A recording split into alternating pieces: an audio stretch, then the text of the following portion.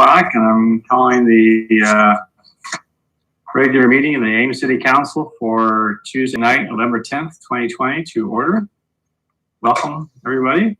And again, once again, due to the COVID-19 pandemic, council meeting is being conducted electronically as allowed by Iowa Code. And if you're interested in participating or viewing it, we encourage you to access the instructions that are available on the city's website under government, mayor, and council meetings, and you can find a hot link to Zoom. Also, you can find the toll-free number and the meeting ID number. And as before, you can watch it on MediaCom Channel 12 or on our website or on our YouTube channel. Council, we are working from an amended agenda this evening. There is one item which was that is between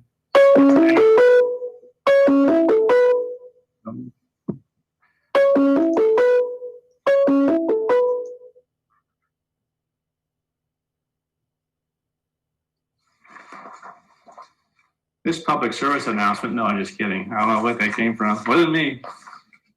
Anyway, under item 6, between E and or between F and thereafter was added purchase 1126 Grand Avenue in conjunction with city's dangerous building program and a resolution that's part and parcel of the agenda this evening. So first off, I am proud to read a proclamation this evening for National Hunger and Homelessness Awareness Week. Whereas for the past 28 years, the National Coalition for the Homeless and the National Student Campaign Against Hunger and Homelessness have sponsored National Hunger and Homelessness Awareness Week. And whereas the purpose of the proclamation is to educate the public about the many reasons why people are hungry and homeless, including the shortage of affordable housing in Ames for very low income residents, and to encourage support for homelessness assistance service providers, as well as community service opportunities for students and school service organizations. And whereas there are many organizations committed to sheltering and providing supportive services, as well as meals and food supplies to the homeless, which include but are not limited to the Salt Care Center Extending Shelter and Support, also known as Access, the Bridge Home, Food at First, Good Neighbor Emergency Assistance, Mid-Iowa Community Action, also known as MICA, Story County Community Services, the Hunger Collaboration, the Salvation Army, Veterans Affairs, and Youth and Social Services, and various area churches and food pantries. And whereas the focus of National Hunger and Homelessness Awareness Week 2020 is to continue to volunteer, donate, educate, and whereas the city of Ames recognizes that hunger and homelessness continues to be a serious problem for many individuals and families in Ames, and whereas the intent of National Hunger and Homelessness Awareness Week is consistent with the commitment and dedication of the members of the Two Rivers Committee and the Homelessness Prevention Team to educate the community and to provide the needed services and support to citizens who suffer from hunger and or homelessness circumstances.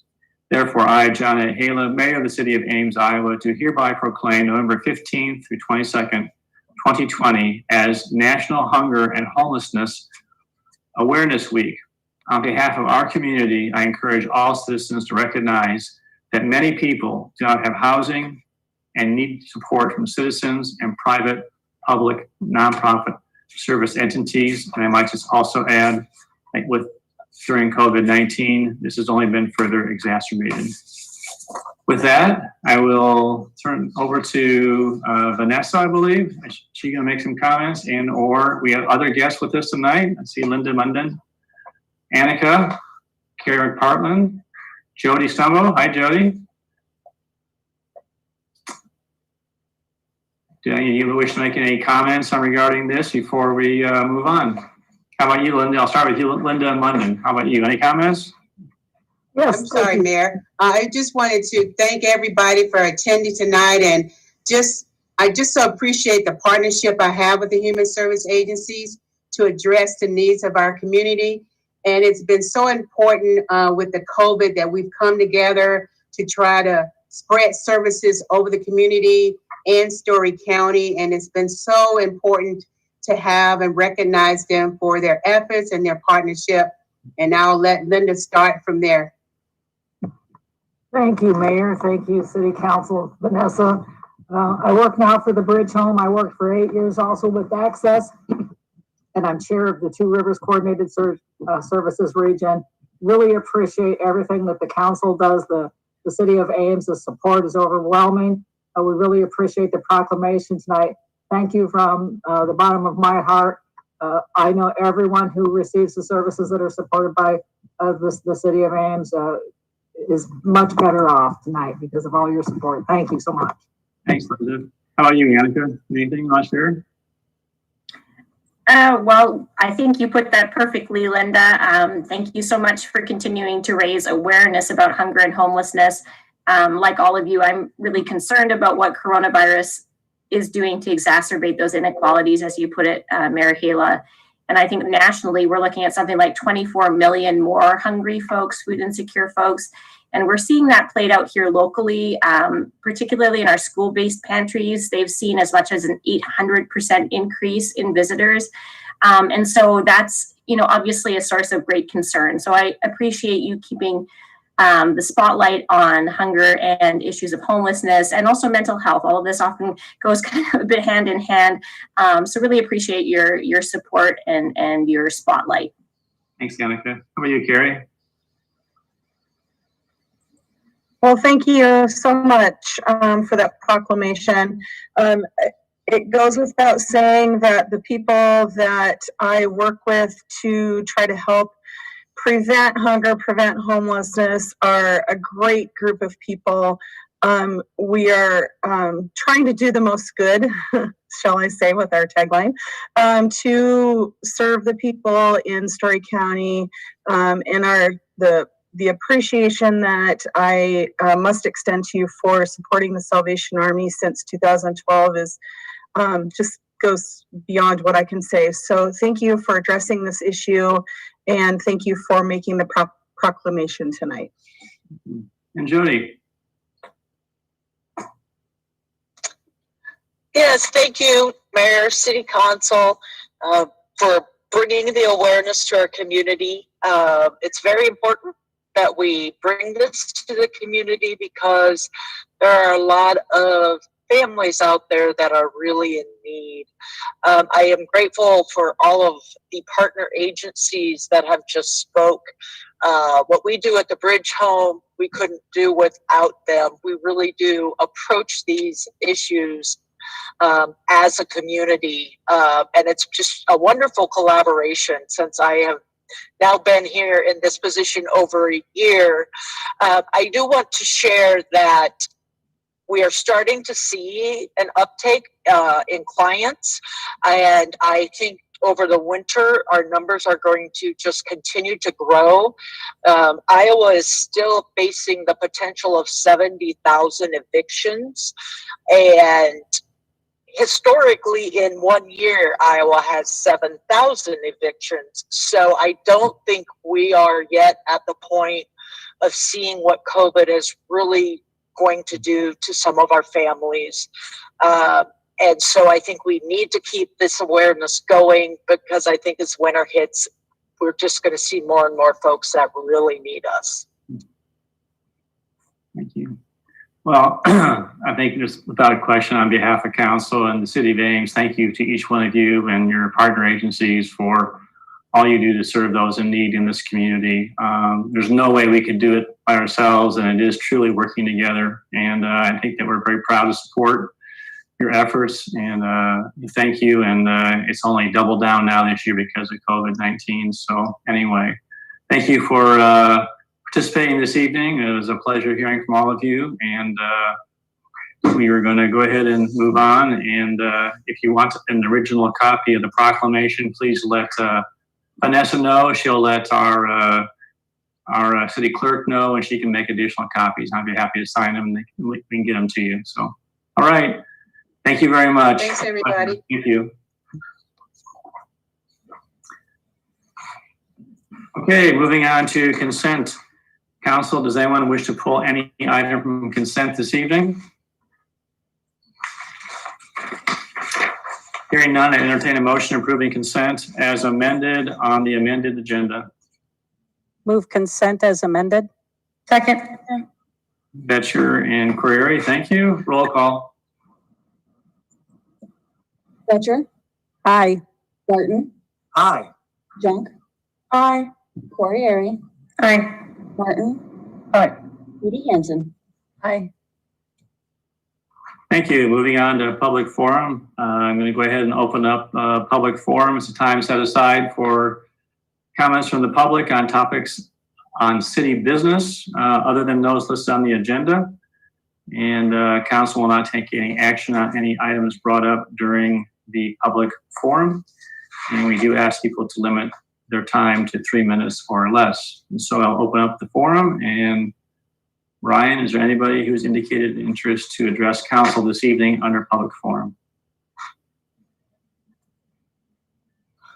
Mayor, I do not see anyone with their hand raised. Oh, there is one. I'm sorry. And Brian actually asked, would you also review for the audience how they can indicate whether they want to address council? Sure. If you would like to speak on an item, you can indicate so by pressing the raise hand button, which is located at the bottom center of your screen if you're joining us online, or by pressing *9 on your phone if you're joining us over the phone. So there is a hand raised from Ahmad Ismail. I will ask you to unmute yourself and you can begin your comments. Thank you. I was just kind of curious, it wasn't brought up, but are we still planning on talking about the last discussion in regards to policing in Ames? And I know I had the opportunity to talk to some of y'all about potentially talking to marginalized communities a bit more. Some of the conversations we had, a lot of y'all did say we don't, city council doesn't fully comprehend the issues of marginalized communities yet. These recommendations are going to affect marginalized communities more than anyone. Yet, the marginalized communities here in Ames have not been talked to. Yet, a solution is being proposed to them, which is kind of, I don't think really kind of makes sense. So is it maybe the right time to actually be making a decision on this? Or do y'all, maybe your stance is, hey, let's actually go talk to the marginalized communities here in Ames, the communities that are heavily policed here in Ames, and get their perspective on as to how we can better those parts of the community in Ames. Anything else you wish to say, Ahmed?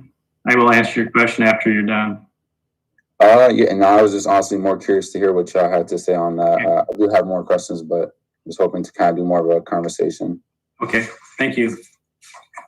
Ryan, before I answer that question, is anybody else that wants to address council this evening? I do not see anyone else with their hand raised. Okay, in response to Ahmed's question, I think what I heard him say, council, was the question was posed is, are decisions being made to go forward on the policing in Ames a path forward? I think he said prior to interacting with underrepresented or marginalized communities. And I do know that the city manager has included and recommended some additions to, or in addition to the recommendations relative to interacting with those in marginalized communities, but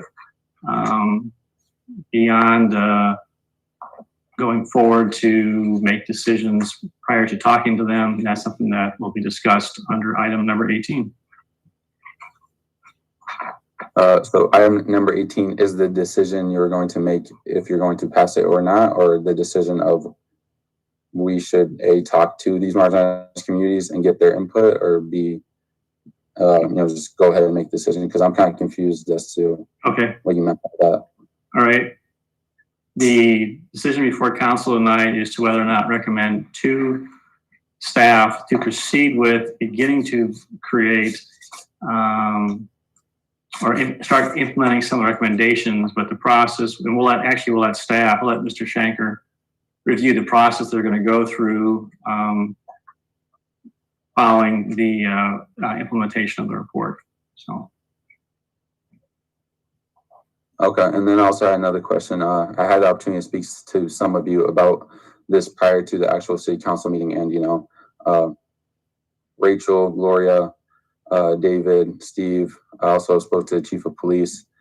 You all admitted, we don't, Ames, particularly city council, does not understand the issues of marginalized communities. I'm kind of curious as to what your take is on this, and if that's something y'all want to kind of push for, because I've been really confused as to, why it's still being entertained as to should we make this decision, because folks in city council themselves are admitting, hey, we don't fully comprehend the issues of marginalized communities, and I'm still confused as to why the process is being done like this, and not just saying, hey, let's take a pause and just go talk to our community. Because if the goal is to better the city of Ames, why not talk to the people of Ames and ask them, hey, what is the issue in these communities?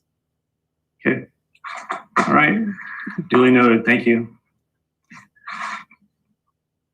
All right. We'll let city manager discuss the process we're going to go through next. All right, we're going to close public forum. We're going to move on to item 18. Steve? Well, thank you, Mayor. As you know, I presented my... Excuse me, Steve, before you, would you also weave into your opening comments too, just the process we're going to go through to kind of address one of the comments that Ahmed made as well too, if you would, please. Sure. On September 29th, I presented to you a very voluminous report, which I think we tried to take into account a lot of the input you received by email that you passed on to me. I think we heard, we listened, and many of the 21 recommendations were in response to that input that we received. So what I need from you now, some time has passed, and you rightfully wanted to take some time between the time you were confronted with the report you saw for the first time to now, when I'm asking you to give me some direction on which, if any of the recommendations like this, like us to proceed with. We will come back with you sometime. We'll have to go through each one of these recommendations, and some will have to come back for your approval. Some I can do administratively. But I do want to point out that I did meet with Ahmed, and I think he was very persuasive to me that that the city does not do as good a job as we could in discussing issues that are important to the marginalized communities in this city. And therefore, in my cover letter, I think I pointed out to you, I think we should add a recommendation under communication where the city council will commit, and we can work with Ahmed to get the people there. You could call it, I called it a focus group. You could call it a workshop, whatever to call, but I think there has to be the dialogue between representatives from those groups and the city council in the near future to get their input. Now, I want to point out, and maybe I'm wrong, but it was my impression this wasn't just about policing. So, yes, I'm recommending you go ahead with the recommendation on policing, but this communication effort to find out what are the real issues that are facing the marginalized community, I think that's the dialogue you're going to have. And maybe other recommendations and actions will emanate from those discussions, but I think it'll be broader than just police discussions when you get into that. So I think I tried to point out in my report, I think that should be another recommendation in under communication, that you commit to that type of effort. So what I really need is, at this time, if there's any recommendation you totally don't agree with, you don't want to spend any more time on, you would tell us to disregard it. We won't go on. But I don't want you to get into too much detail on, let's say, creating an advisory board. We're going to have to go back if you want it. If you want to establish it, as I'm recommending, you might have some philosophical issues or concepts you have in mind that you want us to take into account. We'll have to go back as a staff and put the meat, if you will, to an ordinance, which will be brought back to you for final approval. So there are recommendations like that. Some I could do immediately, and I could actually do on my own, adding those values we talked about in our ETP program. That's really kind of an administrative decision that I'm recommending we do with or without your approval. I think it's important we do that. So some will need council follow-up, some won't. But not every question will be answered tonight. We didn't want to spend any time on a lot of these issues unless we knew you want us to pursue it. So really, I'm looking for ones you want to eliminate, don't spend time on, and then tell me which ones you want to keep moving forward. Some will come back to you for approval, some will handle administratively. And I wanted to add that the one that the new task that Ahmed is asking us to participate in, the city council participate, I want to make that part of my recommendation too.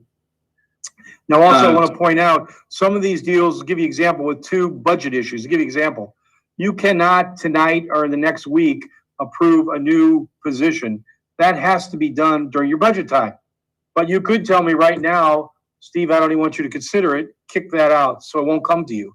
If I hear that you're going to follow along with my recommendations, I know that I will put that in, but you'll have to make those final decisions on the police training officer and also the new diversity, inclusion, equity person at budget time. Do you understand? So that'll happen at a later date.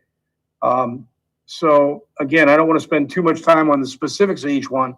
I want broad direction. I do want to point out, just in discussing with some of the council members, on category number 9, defunding the police department, I hope I made it clear that I'm not in support of defunding the police department in any way. And I wanted to point out to the public how much of a commitment you made financially to human service agencies throughout the years since we actually were fortunate enough to receive local options sales tax funds. But if you wanted to change that prioritization, then I suggested you would go in and reprioritize the allocations to asset groups. I don't want you to think I was recommending that in the one of the later recommendations. It's only if you feel that you want to take that action. So don't get confused and think I was recommending the reallocation away from other human service agencies. Okay? So I don't want to go through every one. There's categories you might want to tell me which one to proceed on or have questions or a little bit of input you'd like to see before we come back with final recommendations on some of these. That would be helpful. Steve, I'd like to, two comments. One is council like to go by it in order by themes. So we'll open up and ask about theme 1, organizational culture, and see if there's anything under that one recommendations. But I think what I agree with your summation of with Ahmed wanting to engage with marginalized, underrepresented groups. I think he's also asking the question is, are we going to proceed with implementing this path forward and these different procedures prior to interacting with those who may be affected in these groups? And so the process we're going to go through is if council gives direction tonight, this is not basically, it's done, we're going forward. Staff is going to come back to council with additional information and procedures. Would you explain that a little bit? What process you can go forward on that? Yeah, there's 2 important steps after this. Once you give me direction on which recommendation you want me to follow up on, I want to come back with you with an implementation plan. I've been advised by groups I've talked with and not to try everything on the first day, that maybe this will be spread out over time. Now, I don't mean 3 years, but maybe over a year of implementation. So if we're going to implement each one of these, we want to make sure we do it right, do it correctly, and do it well. So I'll have to come back with an implementation plan that you'll have input on, obviously make the final decision.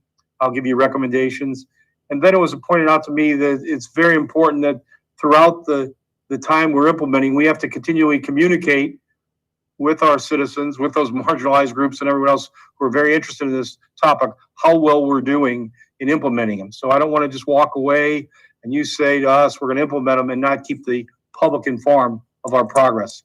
Our accountability is actually implementing these and try to keep to the schedule we have. So that's two steps, an implementation plan, and then ongoing communication on how well we're doing in implementing those recommendations are going to be very important from this point on. Now, if you want that new 17.A, this new workshop, if you want that to be the first thing on our implementation plan before I do anything else, then you might want to indicate that to me tonight if that's important to you. Okay. All right. We're going to start with the themes in order. The first theme in the staff report is organizational culture. There's 2 recommendations. Any questions, comments, or is there, and I don't hear anything, we're just gonna keep on moving on to get through all of them. But is there any questions or comments relative to those 2 recommendations?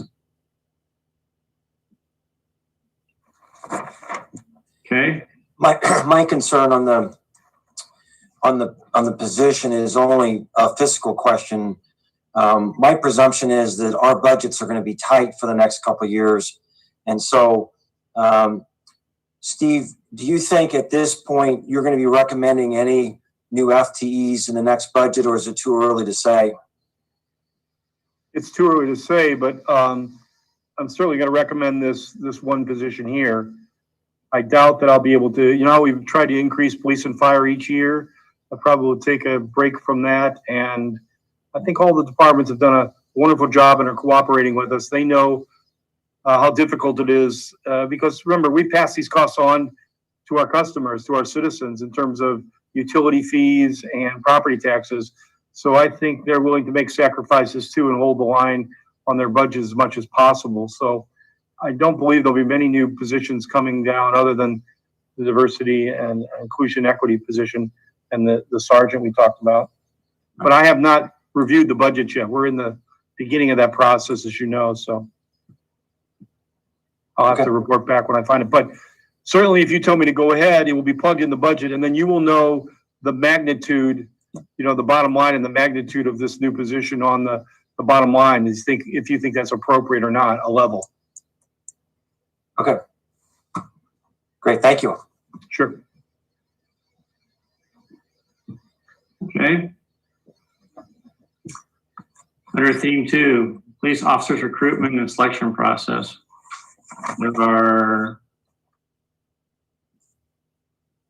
There's one recommendation under that one. Any questions or comments on that one? Recommendation 3, right? Correct. No, I'm not sure there's a technique or a tool out there, but we're going to scour the countryside and see if there's something we can use that would help us on that. More than our current process that Jeff had already explained to you.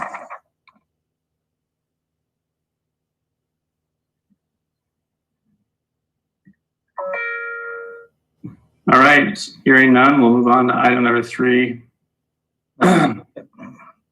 That's recommendation 4 and 5, I believe. And I just want to make a comment before we move on to that. I see there's, someone raising their hand wanting to make a comment. We had over 2 hours of public comment on the 29th of September. This report has been available, and we have received a few comments from individuals, institutions, but there'll be no public input or discussion on this. Now tonight is for the council to discuss and give direction on how to proceed with the report, which has been prepared. And as the city manager indicated, there's multiple steps going through on this. And this is not just basically it's done, never come back to council before. Okay, recommendations 4 and 5. Any questions or comments or input on those 2 recommendations?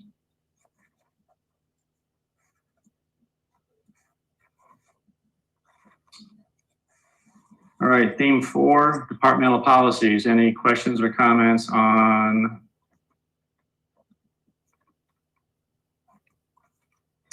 Mayor? Recommended 6, 7, and 8. Yes. Yeah, so this is one of the sections that caught my attention, and I guess I have a couple of things that concern me that are not just limited to these particular recommendations, but which are sort of what you might consider global changes to some of the wording that we use in the recommendations. I worry that with the focus on citizenship in recent years, that the term citizen, which we use as synonymous with resident, could be misconstrued, especially by our international community here in Ames. And I think we want to ensure that anyone who is a resident of Ames feels included in these recommendations and able to contribute or to be a part of the advisory committee. And so I would like to move that at any point in any of these recommendations where the word citizen appears, we replace it with the word resident. Is there a second? A second. Okay, discussion. I think that's a really good point. Yeah, that makes sense too. And I know that we've discussed this with respect to the boards and commissions before, that participation in those does not require US citizenship. And, but it takes some effort to constantly sort of remind people that that's the case. And it seems wise to make that sort of global change where we can.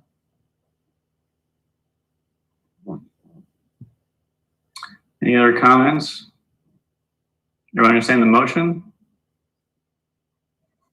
Those in favor of the motion, say aye. Aye. Aye. Any opposed or abstaining? Motion carried. Anything else, Gloria?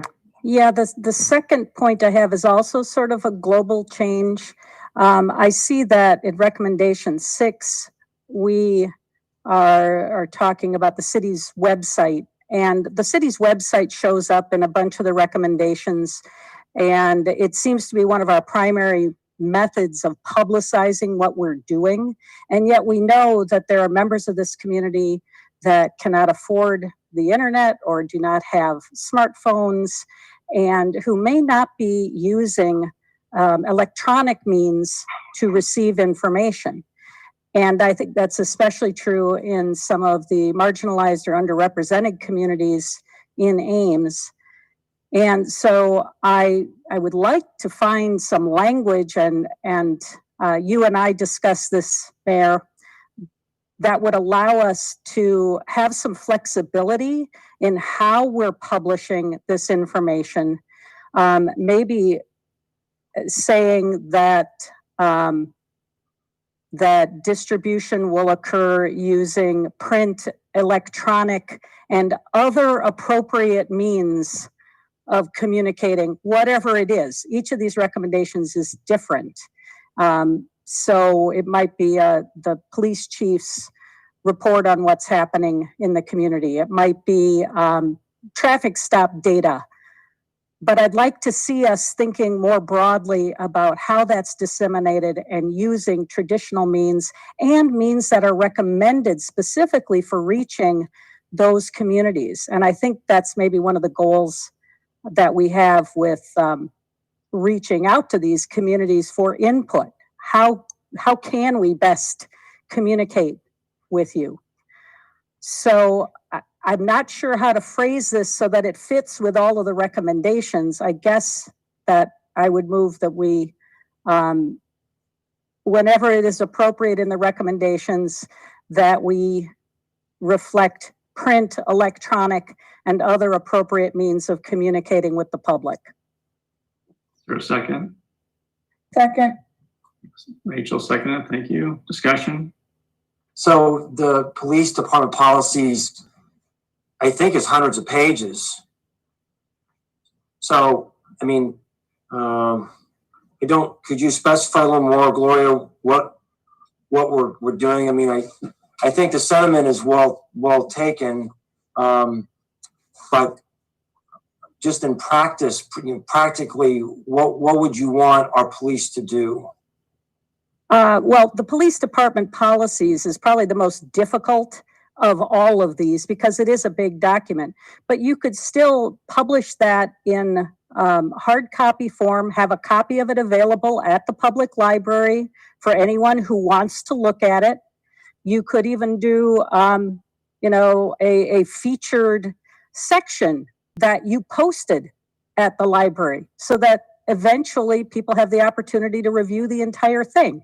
I don't think it's impossible, and I think that as an impediment seems a very small impediment. Most of these are not hundreds of page documents, and I don't think it's difficult to make them available in other ways, one of which would be print, but maybe we're having meetings to talk to people about what's included.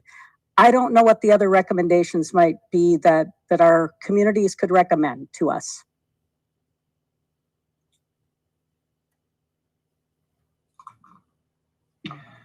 So just to clarify, I don't understand the motion to absolutely require the production of print copies of everything. It sounded a little more nuanced to me. If I'm wrong about that understanding, then please let me know. Otherwise, I like the motion. I did intend that we put things out in print, post it on a bulletin board at the library where people who can't access it electronically can find it. And I mean, that's the most basic, but it might be, we go out for meetings and we distribute information to constituents in hard copy. As far as the policies in number 6, that to me is maybe you print out one copy of it and you put it on a shelf in the library so that it's there if people want to consult it. I don't know where you saw the nuance, David. I'm really trying to be broad in this because I think in saying that our primary distribution mode is electronic, we are cutting out a lot of communities or people's within communities who may not have that access. And I don't think it's that hard to give them access in other ways. I just saw the nuance in the way the motion was phrased in terms of reflecting print, electronic, and other appropriate means of communication. So yeah, that's yeah. But I hear you. I hear what you're saying.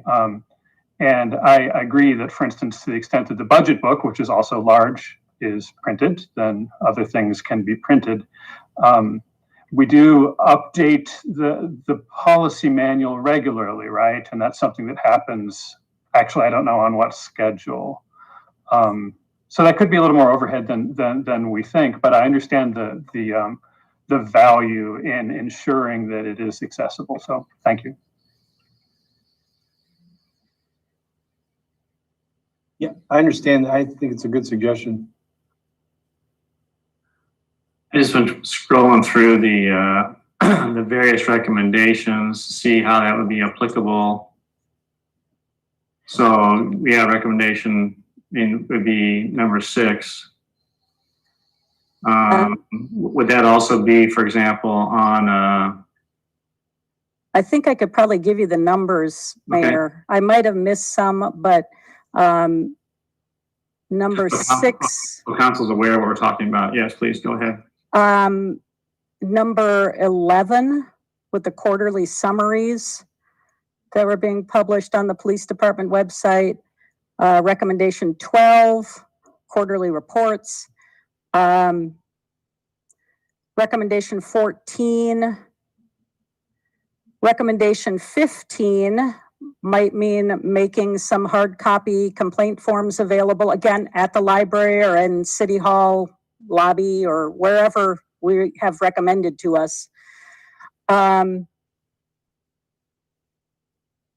Recommendation, I guess that's maybe the last, no, recommendation 18, which focused on electronic means and then other media, which still sounded electronic. And so I took that to be something that could be expanded to print specifically or other means that people recommend to us.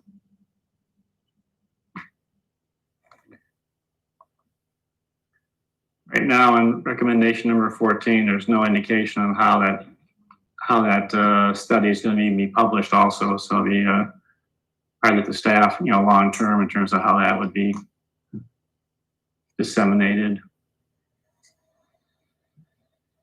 Any other questions on the motion?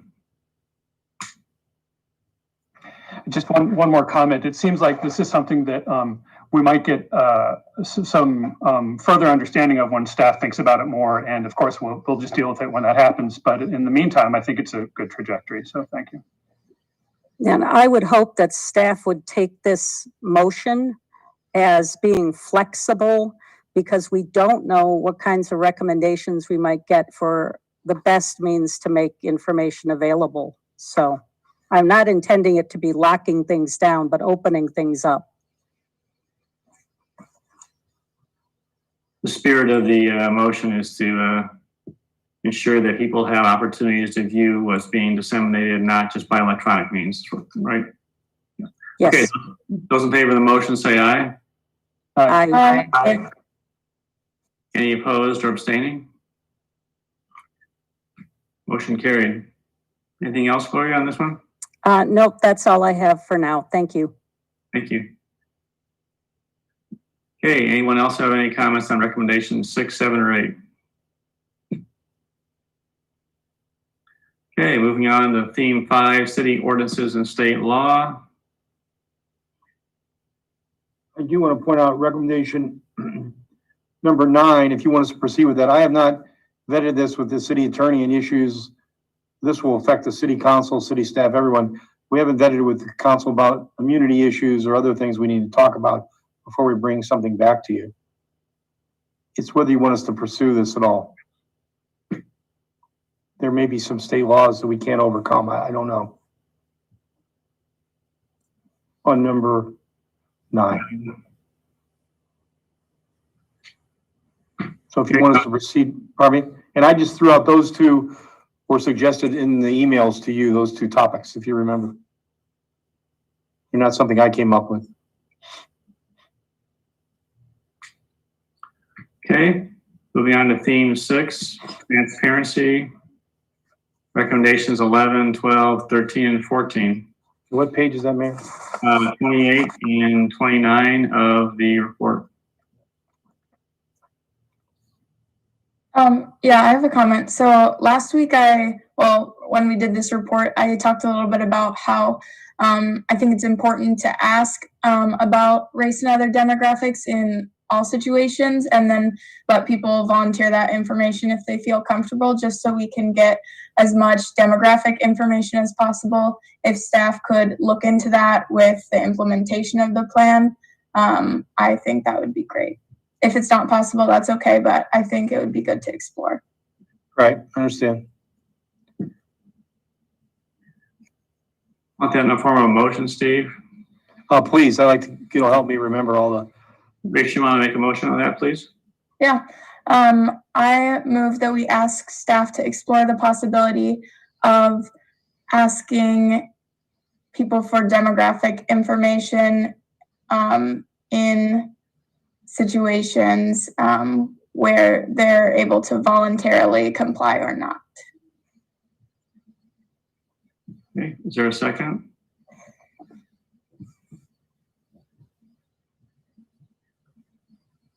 I'll second.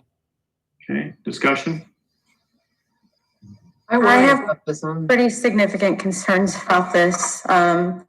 You often have pretty volatile situations to begin with, and I think this only creates more tension for law enforcement and their dealings with the public.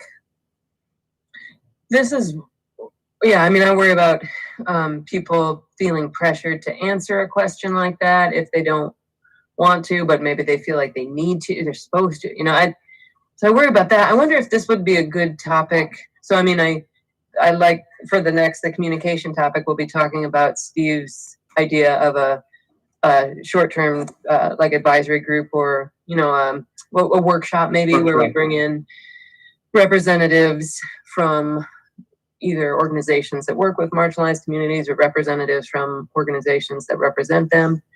I think this would be a good topic to ask their input on about how they would see that. Because I really don't know. I can only imagine that maybe that would be a pressure-filled question in a police encounter, but I don't know. Maybe they wouldn't, yeah. So that's one where I would love to run that question by that workshop first. Yeah, we can certainly ask them. I know this wouldn't be implemented until a while anyways, so I can withdraw my motion until we bring it up at that workshop. Okay. I think that's a good topic for the conversation that we're going to have, because a bunch of white people deciding we're going to ask everybody's race does not sit well with me, although I know that we have gotten other input from various groups on both sides of this issue. Right. So I think it's important that we get that input from the impacted communities.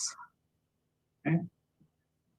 I think it's great to consult as well, but I think that we're actually doing what the motion asked for, and that is to explore the possibility. This is how we're doing it, and that's fine. I didn't understand it as being, we're going to start asking immediately, but rather let's talk about this, given that it was brought up at the last meeting and we haven't really talked about it at all since then. So, sounds right. Motion's been withdrawn though, is that correct, Rachel? Yeah, I can withdraw until we talk about it at a workshop. Okay. Sounds to me though that council is supportive of trying to get to that point, but it's got to be done in a different way potentially and vetted with other individuals. So very good. Anything else on these recommendations 11, 12, 13, or 14?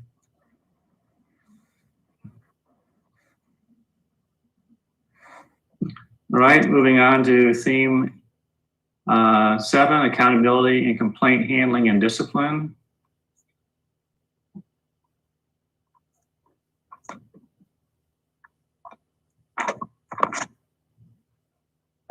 There are 2 recommendations, 15 and 16.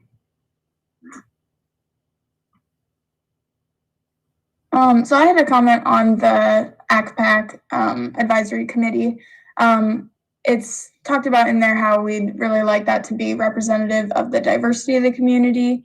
So I would just like staff to explore potential options for term limits that would be more inclusive to having Iowa State students be able to serve on that committee as well. With some of our other city boards and commissions, they have a shortened term, like 1 or 2 years, in order that we can have that student participation. So I would move that we have staff explore possibilities for term lengths that would be inclusive for Iowa State students for the ACPAC committee. Second that. Seconded by Bronwyn. Thank you. Discussion? Well, if we replace citizen with resident, so it's the RPAC, I don't think it's a bad idea. I do wonder about the implementation of it because the way this committee was described suggested that there was a steep learning curve and requiring a lot of commitment that, you know, if Iowa State students are supposed to be doing their studies, they might not find the time for that. But I'm in favor of creating a time limited or a term limited position if we can figure out a way to do that that actually makes that person a contributing member of the committee and up to speed on whatever the learning curve is. Other comments? I think this is probably one of the more ambitious aspects of this report. I'm supportive of it, but I have one question maybe for Steve. How will we know this is working? Is this germane to the motion, Tim? Oh, no, I apologize. No, we'll get to your question next. Sure. Any other questions on the motion? You understand the motion? Those in favor say aye. Aye. Any opposed? Nay. Motion carried. Okay, Tim, go ahead. So I think this is one of the more interesting aspects of the entire report. But I'm curious, Steve, could you speak to issues of how we know this will be working? Sure. But from my standpoint, you have to understand we are not transferring or delegating the responsibility of accountability outside the organization. In fact, I'm not sure state law would allow it. But I'll know it's working because the way it's set up, my goal and the goal of the police chief, you can talk to Jeff, is to make sure before we make a decision, a very important decision that will affect an officer and also the community person's lives, that police chief gets the benefit of a perspective they don't normally have. So just by having it there and making sure there's open and honest dialogue, people tell their feelings and why, that type of exposure to that different perspective is going to be very helpful, I think. It's not who wins or loses in it. I don't think there's going to be a scorecard. In fact, I would not even suggest the group votes. I think it actually watered down participation. If we have 7 people and it's 5-2, well, quite frankly, the 2 people might have a very important perspective we have to listen to. And just because of the minority of vote, you don't bypass it, overlook it. So the benefit is to give the chief the perspective of people who normally, of groups that normally don't have the ear of the chief, a perspective that he or she will need to make an important decision. So that's why I think it'll be successful. Now, you might have a different definition of success, but that's why I think it'll be successful. I also believe, again, when we talk about policies, we're going to get a perspective from outside group that we don't normally hear from. We talk about police department policies and why they might think that's not right or wrong. So I think it's going to be very helpful and beneficial and will be successful if people are open and honest about their feelings and their thoughts. But my definition of success might be different than yours. Amber. So I know, Steve, you're going to be coming back to us in the future with an implementation plan on how this advisory board is going to be formed and how it's going to act. But I think one of the things that maybe I'm wondering if you'll include is how you'll be vetting potential candidates who would serve on this. I know they'll be mayor appointed, but I worry quite a bit about it becoming politicized. And so I'm just wondering if that will be part of your plan when you come back to council. And then also, if there's going to be, I don't know, some sort of matrix of what types of things are kept confidential and what types of things are released to the public. Yeah, so I mean, we'll have to work with Mark on that. There's obviously, some of the groups we've seen in other cities, they have to sign a confidentiality report. Right. We have to teach them and tell them they would be subject to violation of the law if they divulge any of some of the information. It's personnel issues. So yes, that'll certainly be in there. We'll have to train them and make sure they abide by that and agree to abide by that. As far as the selection process, we can help with that. We can talk about the type of person you want, the background of the people to help you through that. Matrix on, well, I do believe we should depoliticize it, but I don't know how specific we can get. Sometimes you can get too specific and you can't fill the board or commission, but we'll just have to think about that. And if you I'm not advocating for one way or another right now. I'm just asking for that information to be considered when the report comes back to us with additional details on what the application process might look like, or the process might look like, because I do think, all of our boards and commissions, this one has the potential to be the most politicized. And that's why the implementation will take time, because now that if you want us to move ahead with this, we will contact other cities and getting more specifics about the ordinance and the membership and how they're selected. If there's good guidance out there from other cities, and we'll certainly discuss it among ourselves. And if you have some suggestions too, we welcome that. Anybody has some suggestions, we welcome it. Okay. I'm also so would there be merit in considering putting a 5-year period where they would come back to council? I worry a little bit about putting something in place that runs an automatic pilot indefinitely. And I want to have a substantial period of time for the council to come back and put a fresh set of eyes on this, maybe to improve it, maybe to say it's not working out as well as we thought. Would there be merit because of its newness and some of the unique aspects that we'd want to just sort of, in essence, sort of have a forced time for council to put a look on it? Maybe it's just a quick affirmation. But would there be value in that? Well, I'd leave it up to the council. What do you think? I feel like if a council 5 years from now were to review it and decide not to continue it, they also have the votes to decide not to continue it on their own. So I don't know that like the automatic kick into a review is necessary. Yeah, I just worry sometimes the cities, unless there's some kind of sunset, some kind of placeholder to review, it just goes on, whether it's effective or not. It really takes sort of a crisis in order for the council Right. to take a look at it. I would believe in general terms, it's harder for a city council to eliminate it once in place automatically. This is my point. If you put up a certain time frame, at least it's a spot you have to stop. The council is forced to look at it and make a decision. Right. But it's up to the council. Well, isn't this something that staff could look at too, Steve, to see what's been done elsewhere? Sure. And there's certainly plenty of citizen advisory committees in existence around the country. And it might be good to know what best practice is. Yeah. David, do you have something you wanted to? Yeah, yes, I'm interested in how the members are chosen for the commission or the committee. So if you'll recall, we were talking about a committee with 7 members that are intended to be representative of the diversity of the community and then appointed by the mayor with then consent of the council.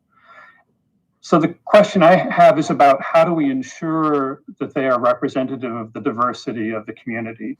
As Steve just said, you know, part of the main reason for this committee is to ensure that the city benefits from perspectives that they don't normally have. And so we've had a number of people looking at these proposals and suggesting that, you know, maybe what you should do is take 2 of these seats and lock them down to this community and another seat, you know, associated with that community. But the community changes as well. And I'm also interested in ensuring that the membership of the committee is that elected officials are responsible for the membership of the committee rather than it be totally on autopilot. So I'm wondering if we can find something in the middle. I mean, so one idea that I had was that we could ask the mayor, and I'm thinking we could put this in the ordinance or not, but it's just an idea. Ask the mayor when making the appointment to consider the race and demographic information that's coming out of some of the other recommendations. We've got recommendation 11, 12, 14, and maybe some of the complaints that the committee has processed previously. But to just consider that information when deciding who to appoint. And in the appointment, to just say what information was considered. So this is a way that it would be sort of an automatic constant reminder that we do want the diversity of the community and the diversity of the people who are most affected by the policies in the police department to be in the forefront of mind when deciding who to appoint, while also acknowledging that, you know, it's really up to the elected official to do it right, using whatever criteria makes sense at that moment. And it's up to the council to say either yes or no. So I just put the question out there. Any reactions from council?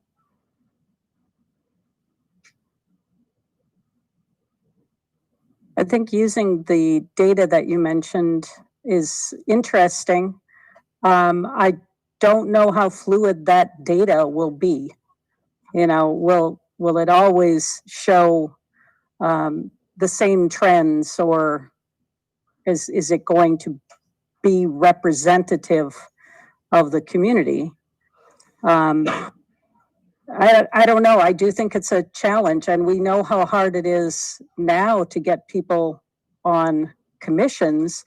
And if this is a commission or a committee that actually has a rather arduous task when it's engaged, and I don't anticipate that it's going to be engaging all the time, but it seems like it could be something that it might attract people who are genuinely concerned and interested, but it could equally attract people who have an axe to grind. It could attract people who think it sounds like a way to be part of the police without actually being part of the police. I don't know how we account for the sort of people who are interested. We have a lot of seats, 7 seats on that committee. So again, it may be worth seeing how other communities have appointed their committees and whether that's working well. I know the reports that I've heard at National League of Cities suggest that these committees are working very well, but I have no idea how the appointments were made in the first place. Mama? Well, I was gonna say this too would be a topic for a workshop input. Maybe on, you know, on not who specific people are, right, to serve on the committee, but rather where we could source people from, you know, what organizations might have leads on qualified or interested people. So not specifically who we'd pick, but rather where we could get good leads for qualified, interested people. Well, you can certainly be as general as the membership has to reflect the demographics of the community. That gives you a lot of flexibility. Or you identify 5 different groups and say each one has to have a member. It's probably there's somewhere in between that you're looking for, I guess, right? I think we've had trouble when we've said you have to have specific. Yeah, it's been trouble when we got very groups. specific with professions, as you know. And we have one board in particular that's nigh and impossible to get filled because of specific qualifications, and there's another one, understandably so. I mean, I know what the council intended years and years and years ago when it was set up was to get a broad representation as a board of review. That has been very, very challenging to get people to serve on. And then the other one is requires people to be of certain professions and experience, right, and that. So, I mean, the point is, those have specific reasons for being there. And so I can attest and affirm that there are some times where there are, and to the points raised, there is going to be an expectation of one, participation in training, and secondly is going to be being objective and coming in to help gain perspective and offer objective opinions. So, but You could possibly set a percentage, as the state has done with boards and commissions, saying they want a balanced board with a 50-50 gender representation. It could be, you say, a 50-50 representation, 50% white, 50% everybody else in the community, or maybe 20% white and everybody else in the community. I don't know what the percentage is, but you set the percentage and then you try to hit that percentage as best you can, which is what happens with boards and commissions. I just revert back to, I mean, I think council knows my commitment to endeavor to try and get people that are from a broad cross section and really represent, the community. This is also something that we're trying to put in place. It's going to probably outlast all of us in our elected positions. But the only concern is if you start putting in percentages is that we may have problem filling something, because we have tried to get a diverse cross section, even on one committee, and I have challenges at times to try and get people that are willing to serve, and they don't have to go through the training that we're talking about as well. But with that said, well, I don't expect you to have all the answers tonight. I understand the challenge before us. You got to give us a little time to do some research, other cities, talk among ourselves, talk to you all. We'll talk to other groups. That's why the implementation plan, we might not have this in place right away, because we'll have to think about this one. We want to do it right again, not do it fast. Is there a way for one of the council members to weave into it, just get some general direction to staff in terms of trying to be more specific in terms of selection, or without being specific? Or Steve, are you comfortable? Where we're trying to go in this particular issue? I know you're trying to go. I don't know if I can get you there, but we're going to do the research to see if we can. So you got to give us some time to do that. And we may fail in that regard, and you're gonna have to decide, but I don't know, give us a chance to think about it. Council comfortable moving forward? Anything else you have on these topics? These recommendations? All right, moving on to theme number 8, communication. There are 3 recommendations. I asked Steve about recommendation number 17, which refers to the community and regional planning classes, and whether we wanted to incorporate into that recommendation the potential to continue the relationship with community and regional planning classes. So it's not just the 2 classes that we have this year in this weird COVID time when they aren't really able to do the research the way we had anticipated, or whether we want to say that we adopt the recommendations and explore the potential for a continuing relationship with the community and regional planning program. I don't know if anyone else has thoughts on that.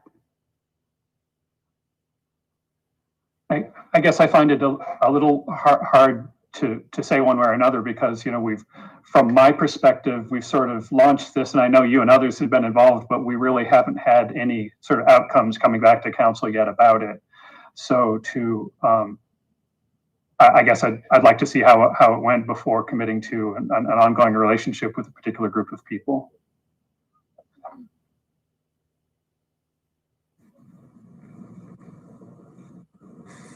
I guess I wasn't thinking so much of committing to that relationship, but committing to considering it. None of us have seen the outcome of this yet. So we don't know what's going to be recommended. And so in that sense, adopt the recommendations is even premature because we don't know what the recommendations are.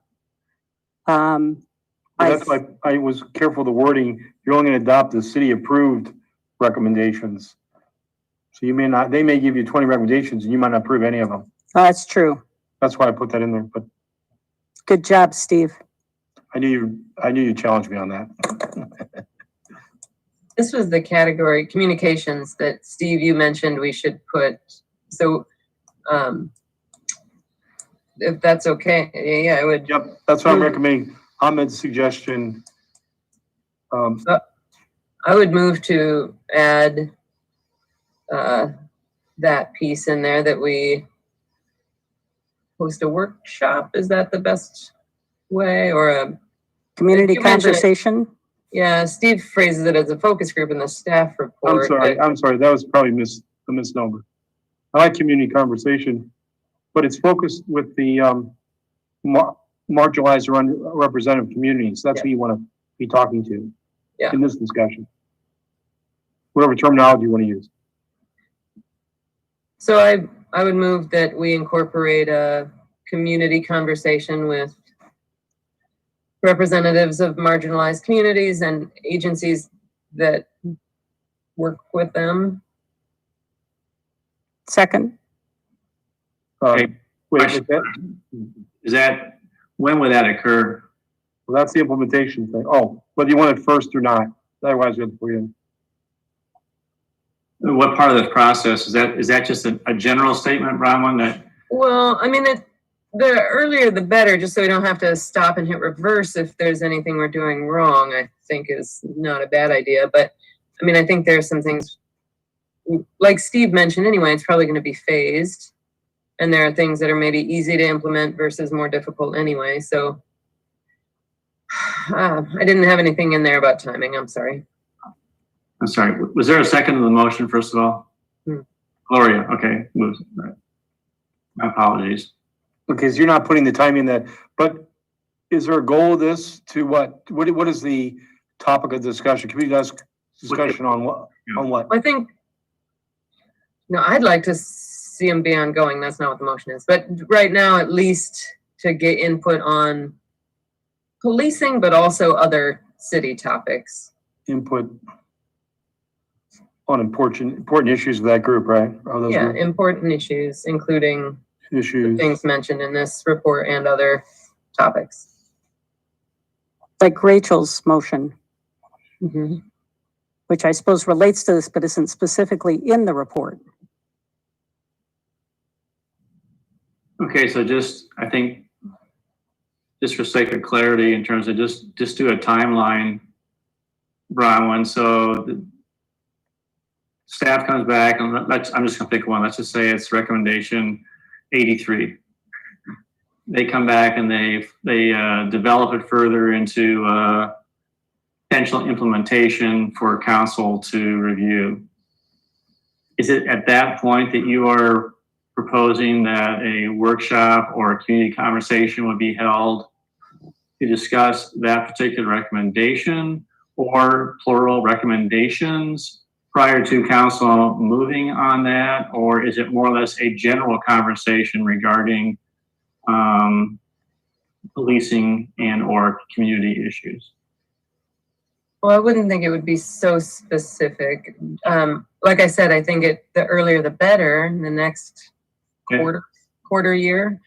First but quarter. That would get us input before we hit budget decisions too. If it were in the next, well, no, it wouldn't. No. Maybe. But I know you're only a couple months away from that. Yeah. But I mean, a quarter year, well. Yeah, someone else have any input on the timing?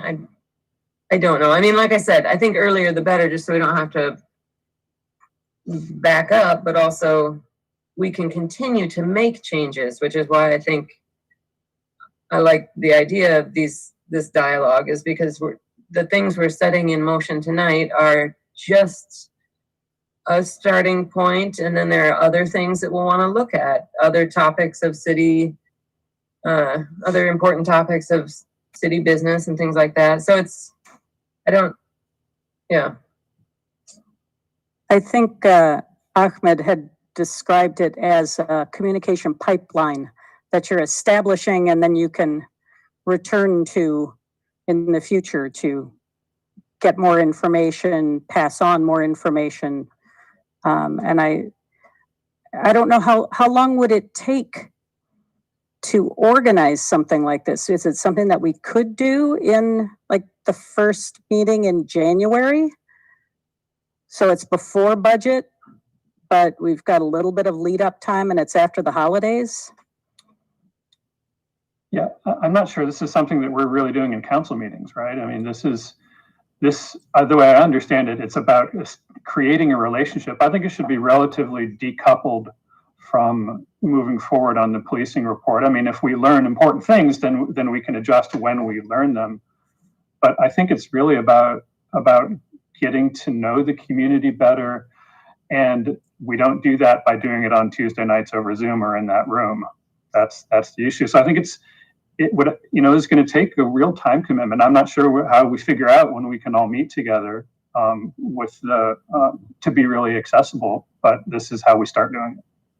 Well, I would just also affirm council, because this is the very thing we talked about at goal setting session in January and February prior to us getting into, this pandemic, which kind of shined down. We knew that there was going to be a need to be more proactive in going out to engage our constituents, and it may be on Saturday mornings. And you fill in the blank. We understand that not everyone has the ability to come to a council meeting, participate, or have the access, via electronic means as well too. And so, to me, this is a natural outworking. Your motion, Brown, I think a natural outworking, I believe, of what the goals are that we set, in January, and what this council is committed to in terms of improving communication with our constituents, including policing and other topics of interest relative to city business too. So, any further comments regarding the motion? Otherwise, we're going to vote on it. Are we voting on it then without the timeline?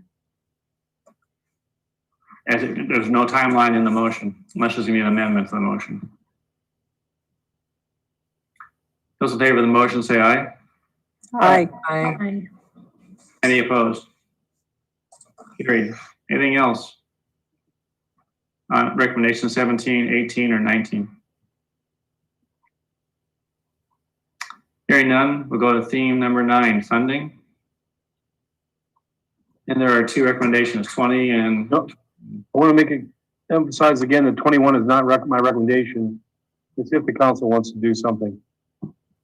My recommendation is not to defund the police department, nor reallocate asset right now. I had a question about the other one though. We heard from at least one about, so we mentioned military surplus vehicles, military vehicles, not purchasing those. But I remember that we said that we did have some rifles, I think, that had been purchased from military surplus or something.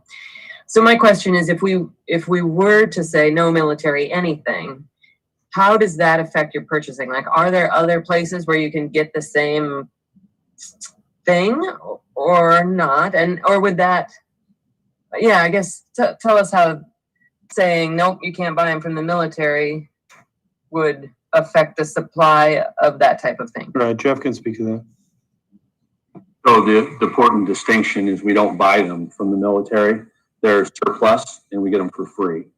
And we can certainly buy exactly the same thing on the private market, but this just was a more cost-effective alternative to having to purchase those things.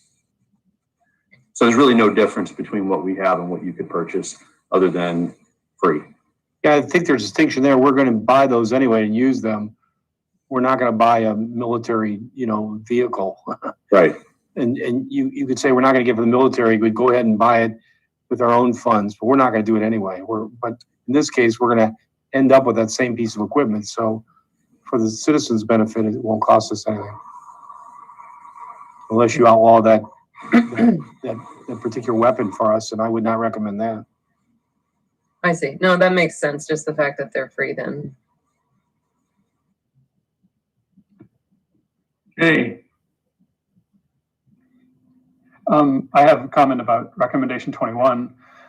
I think when I look at our asset priorities, I like them, and I'm not sure how I would change them. So I appreciate Steve's suggestion that this is within our discretion, but I have no particular desire to follow up on it. I would tend to agree with that, but I would like to add that I think in our next discussion of asset funding, we could foreground the question of social justice more in our decision-making process, just so that it's part of the discussion. Because I don't think that has been foregrounded as an issue in our discussion before. And I don't think that really changes the approach to delegating. We aren't saying we're prioritizing social justice over other things, but we are actually rolling it into our discussion of asset funding in ways we haven't previously. Oh, can I ask you a question? I'm not sure what you mean by foreground. Since Deb will have to answer, Deb's on. What would you expect of Deb in what does foregrounding exactly mean? I don't think we have talked about social justice at all. Correct. In our asset funding discussions. And so just bringing it into the discussion as a component, not saying you identified this as a priority, but to say you identified this as of equal importance, at least to everything else that we've talked about. And to put that into the mix as we're making decisions on the next round of asset funding. Not to move it up, not to re-examine now, but the next time it comes up for discussion, we put that into the mix as well. So Deb, would you be able to identify those services that would fall into that category? Yes. And so for clarification, are you talking about when I come in December with the asset request for fiscal year 22, or are you talking about? No, like next year, August. Right, yeah, when we're setting the priorities. Oh, I'm sorry. I thought you meant this round. Oh, no. I don't think it's important that we make that change now because we are already kind of back-footed with asset. We're trying to adjust to COVID response. And so I think it makes more sense for us to just next time around is it August when we review July. and vote? July. To have that as part of our discussion. I'll make a note of that. And do you need a motion on that, Steve? If you want the council, yeah, I think I need to know the consensus of the council on this, yeah. I would move that we ensure that social justice is part of the discussion of our asset priorities next year as we review the priorities. Second. Junk seconded. Discussion? So this is one of those things that I worry a little bit about. This is, I'm going to vote in favor of it, but what does it mean? And it's such a, it's going to be very difficult to work through a new category of social justice in light of, we've got 20 years of work on an asset, and I'm just trying to imagine practically what this looks like. So maybe Gloria, if you could help us think through what you're wanting to see us accomplish in advance. Otherwise, I could see we would just be, it'd be very difficult to have a thoughtful conversation on this. So, I think that we are already having this discussion in other work that we've been doing with plans, because we have EJ populations that have shown up in our transportation planning. So those EJ populations are also part of social justice populations. So they're being identified as a category. And Deb, I don't know whether, it seemed like you thought this was something that was doable. Do you know of designations for groups that fit within that category of social justice communities that are impacted positively or negatively by decisions? I would need to think that through a little bit. I do know one of the things that one of the pieces of information that we started collecting with the asset budgets as of this cycle, so for fiscal year 22, we are collecting information on race and ethnicity to see the agencies and where they're providing their services and which groups they're servicing well, and which areas they're needing to increase services or do a better job of reaching out to. So that's a piece of information by the next round of priorities I'll have available to council. But to your question, I want to put that, I'd want to think that through a little bit more. I suspect there's some overlap. The environmental justice communities are often those same groups that are in particular census tracts. Mm-hmm. So it might be worth looking at that. Although council may vote this down, so you might not have to look at it. Any other comments or questions on this motion?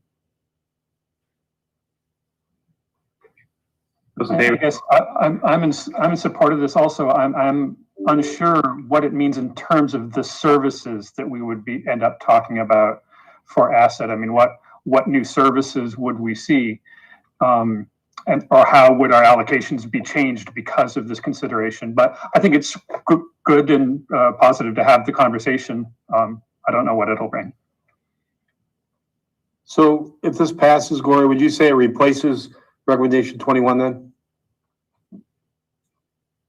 I rewrite it, but it replaces it. I guess it does, yes. Because I'm not talking about reallocating anything or reprioritizing anything. I'm just talking about what we do with the next cycle as our discussion points. I just want to make it clear when the council votes for replacing it. All right, those in favor of the motion say aye. Aye. Aye. Aye. Any opposed? Motion carried. Anything else?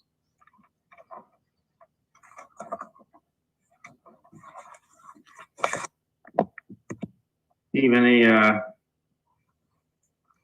else you would need from council this evening on this? I don't believe so. I think you gave me a lot of direction. I appreciate it.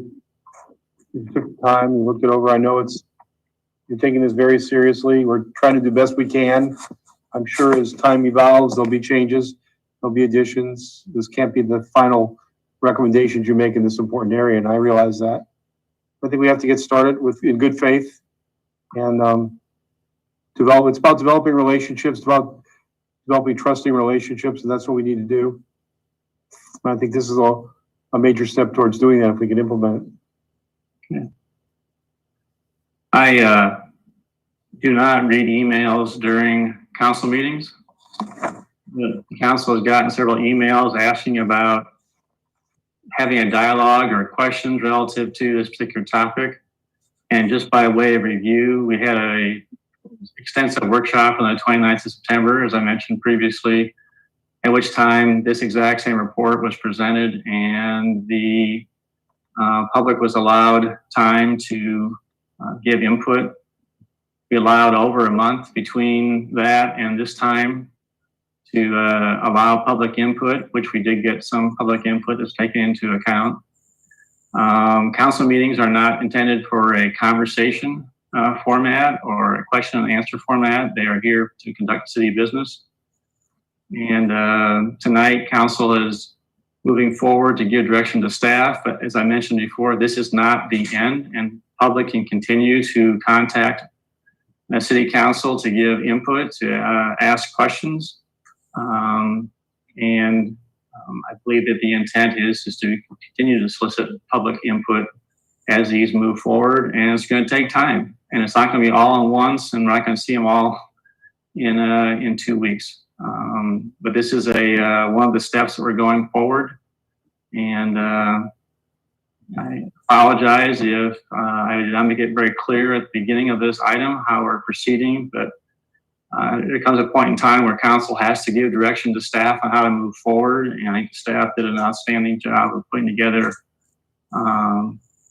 a very thorough report, which took into consideration all the input, all the comments that we received over the course of many months. Steve and Jeff and your team, all that was involved, I do commend you for the amount of work that was put in, the thoroughness and thoughtfulness and trying to engage.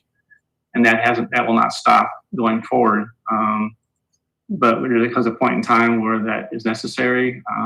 But council meetings are not the place where we have ongoing questions and answers or conversations. That happens outside of council meetings. So anyway, we are going to, any other comments or questions that council has regarding this topic? Otherwise, we move on to the next item on the agenda. So we don't need a motion necessarily to vote on the whole package. It's understood now that we've been through them, that since we didn't have objections to any of them, that.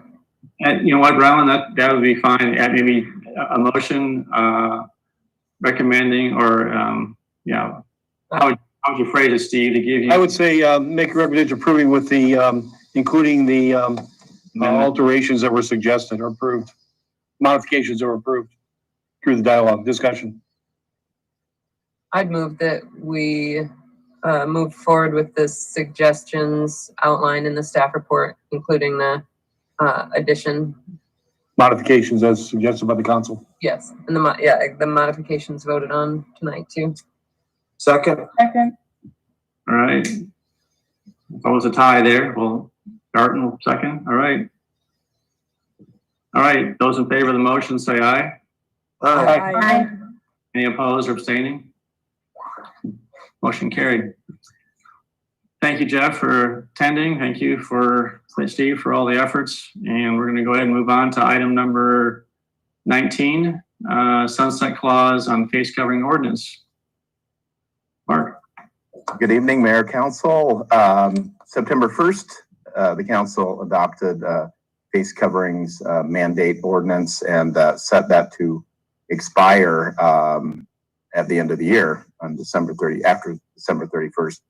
So there are 3 council meetings left after this one. So if the council doesn't do anything, the ordinance will go away. So I'm just bringing it back to, let you know that deadline is coming up. So if the council wants to extend the ordinance, they need to direct me to do that and for how long you'd like it to extend.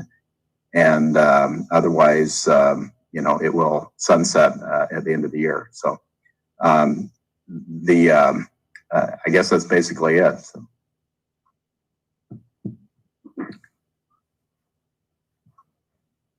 Questions, comments from Mark?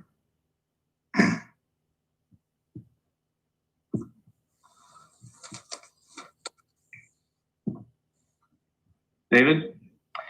I'm ready to make a motion or start the discussion if you'd like. Please.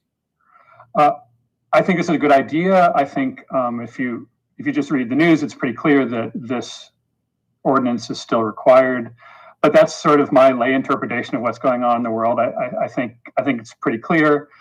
But I also think that as a point of good governance, we should be soliciting opinions from the medical authorities that we're relying on as part of this. And I think we have time to do it all.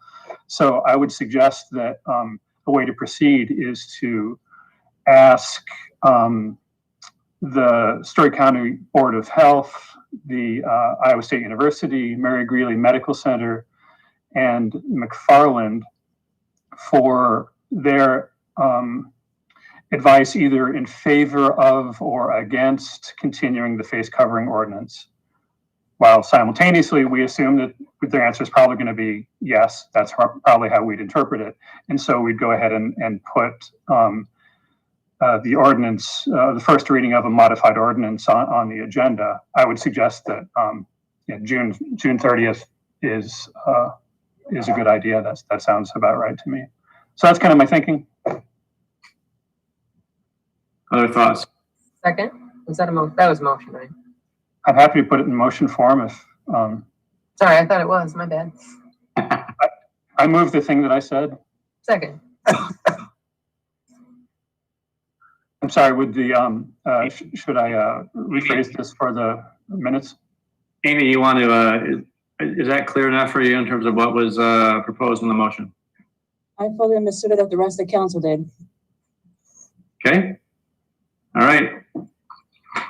Those any discussion? So Brown, you seconded, correct? All right. So moved and seconded, discussion. So what does that do to the timeline then? I would ask that we have staff bring back the modified ordinance for first reading on November 24th. And additionally, I would reach out to those four parties that I mentioned and ask them to provide, if possible, a written response on our ordinance by November 19th. That would give us time to sort of get their response into our packet for consideration on the 24th.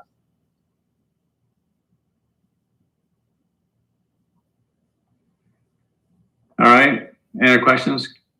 Discussion? You understand the motion?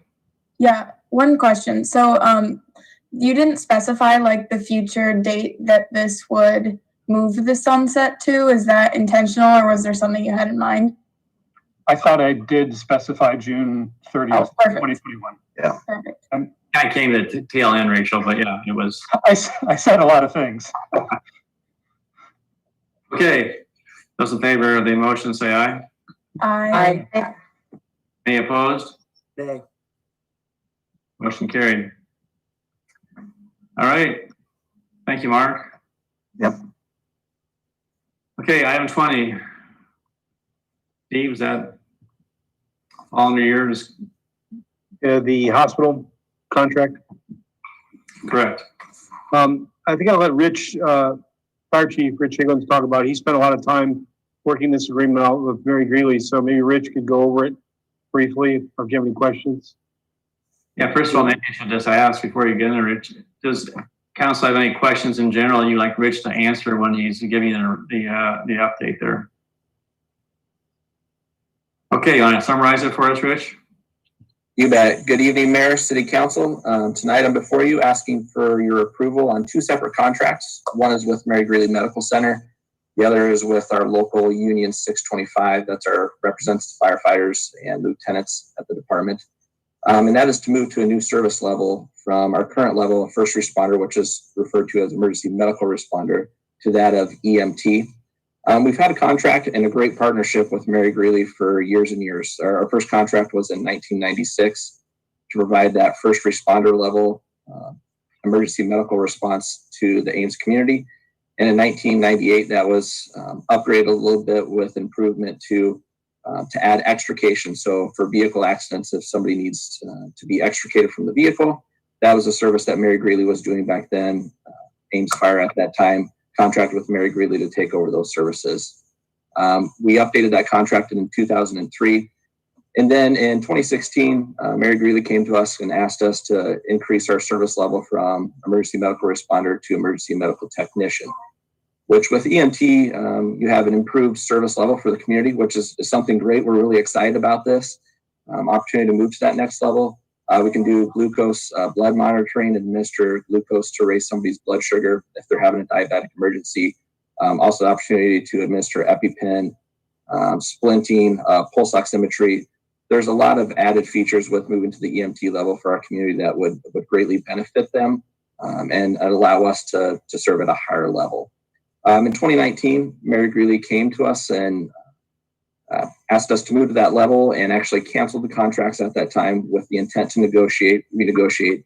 And there's really 3 contracts that were canceled at that time. That was the fire department's contract for emergency medical services and extrication, the police departments for emergency medical dispatching, and then also another one with the police department for communications through the computer-aided dispatch to the mobile data terminals in all the ambulances from the dispatch center.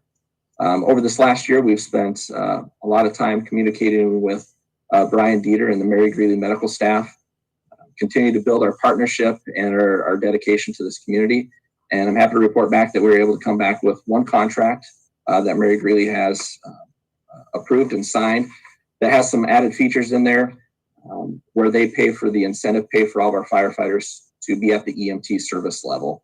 Some of the things I'll highlight in there is as part of the contract, Ames Fire would take over 100% of the cost, training, anything related with extrication. Before Mary Greeley was splitting that cost with us, through this new contract, we would assume 100% of those costs. Mary Greeley would be 100% responsible for the incentive pay for our firefighters to operate at the EMT level, which there is a cost involved with that. Also, Mary Greeley provide all of the free to the city training equipment, disposable equipment that would be needed to move to the EMT level and then also operate at the EMT level. The initial term of the contract with Mary Greeley is for 4 years with an automatic renewal of an additional 4 years as long as performance measures are being met. The good news with those performance measures are they're mutually agreed upon by both parties so that no one could arbitrarily create a new performance measure that was not achievable. And if for some reason we're not able to achieve that goal, either us or Mary Greeley, there would be a 6-month window in there to make improvements to reach that goal. One of those performance measures for us would be moving to the EMT level within 18 months of the contract, which we've set as a July 1st start date. If council approves that tonight, we would have 18 months from July 1st to transition over to the EMT level service, which we feel pretty comfortable being able to do. We have a great EMS team that's already looking at that and working with Mary Greeley of what it would take to move that direction. And then I think it's important too to point out to council that at the end of, assuming that we have another 4-year addition of that contract, so 8 years, at the end of that 8-year period, there would be 1 year where the contract would be good as long as negotiations are going on, so we could really get this out to 9 years. However, if Mary Greeley decides to pull out that time and doesn't renew the contract, the city of Ames, we would be responsible for all of the incentive pay for our firefighters at that time. And right now for this year, we're looking at a little over $30,000 of incentive pay to move to the EMT level for firefighters and lieutenants. The other contract is with our local 625. We sat down with the executive board members of our union. We have a great relationship and dialogue with the executive leadership of our union, and that works really well for our fire department, but then also for our citizens. And with that contract, basically it states that we would require all new hires after January 1st of this last year of 2020 to be EMTs, which we have 5 new hires that would be required to move to the EMT level during their academy time. And any firefighters that were hired prior to July 1st of 2020 would be able to maintain their EMR certification and continue to receive incentive pay. However, they would be incentivized to move to the EMT level where they would receive a 50% increase in their current incentive pay. So just for perspective, firefighters at the A, B, and C steps in the pay grade are currently receiving $20 per month in incentive pay for emergency medical responder, would move to $30 a month for the emergency medical technician. And for our master firefighters and lieutenants, they would move from 0.7% of their salary in incentive pay for EMR to 1.05 in incentive pay increase for the emergency medical technician level. Steve, anything else that council? I think I want to thank Brian Dieter and his staff who worked with Rich on this. Because of this partnership, we support the Maryview Medical Center and their ambulance service. We support them as responders, first on the scene, waiting till the ambulance arrives. I think it's a fair agreement that both sides win on, if you will, and ultimately the citizens will get a better level of service. So thanks to Brian, thanks to Rich for working this out for us. Questions for Rich or Steve? Rich, I just have one question. I'm just curious, and that is, how many firefighters do you think will be interested in moving from an EMR to an EMT? Will that be quite a few of them, or all of them, or? Absolutely, yeah. We are planning on over the next 3 years that we'll transition to hopefully 100% of our employees at the EMT level. And there is a significant upgrade in terms of the level of services they can provide also, is that correct? Absolutely, yep. There'll be an increase in the level of services. We'll also have more training that we'll need to complete hours for, but it's definitely an increase in service level for our community. We're excited for that opportunity. Great. Thanks to your union and firefighters and your leadership too, and embracing that, because it sure provides, as Steve said, provides enhanced services to our all of our residents in Ames. So, thank you. Okay. Hearing no questions, I will, since this is a contract, I will open up public input on this. Brian, is there anybody who would like to address council on this particular topic this evening?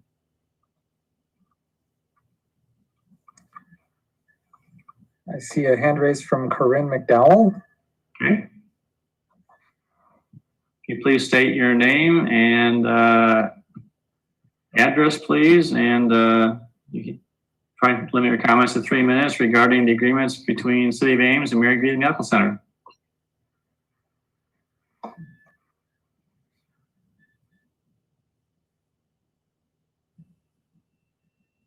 Hello, Corinne?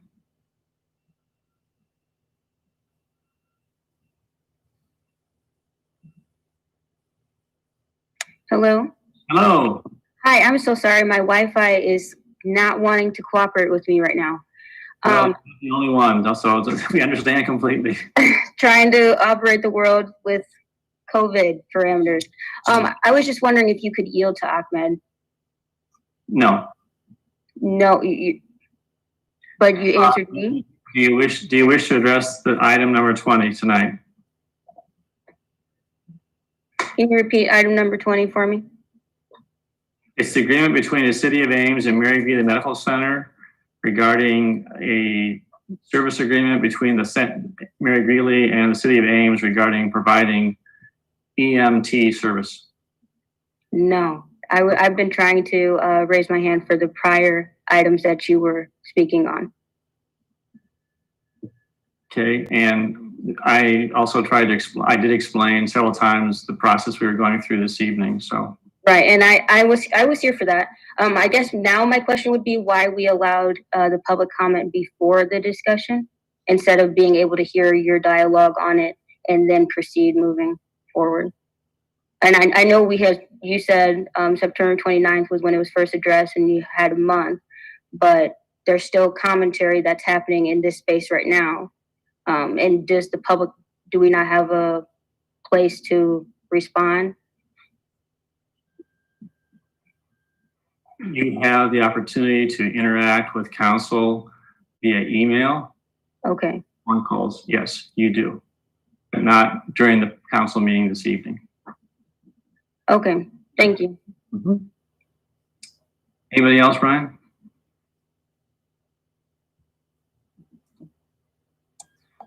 Mayor, I don't see anyone else with their hand raised.